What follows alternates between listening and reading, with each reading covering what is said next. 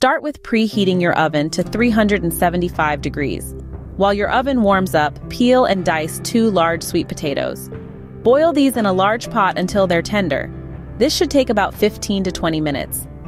Drain the water and mash the 2 large sweet potatoes. Add a tablespoon of cumin, 1/2 teaspoon chili powder, salt, and pepper to taste. Now, it's to assemble the casserole. Begin by spreading a cup of your favorite enchilada sauce on the bottom of a 9 by 13 inch baking dish.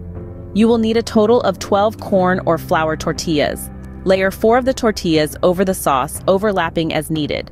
Spread half of the mashed sweet potatoes over the tortillas.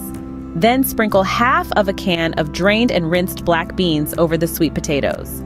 Pour 1/3 of the remaining enchilada sauce, about 2/3 cup, over the beans and sweet potatoes, then sprinkle with 1/3 of the 2 cups of shredded Monterey Jack cheese. Repeat these layers: tortillas, sweet potatoes, black beans, enchilada sauce, and cheese. Finish with a final layer of tortillas, the remaining enchilada sauce, and the remaining cheese.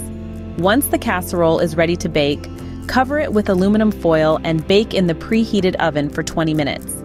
After that, remove the foil and bake for an additional 10 to 15 minutes, or until the cheese is thoroughly melted and bubbly. Allow the casserole to cool for a few minutes before cutting into it. If you prefer, sprinkle with 1/4 cup of freshly cilantro. Serve with a dollop of sour cream on the side if desired. Please let me know in the comments below how this recipe turned out for you.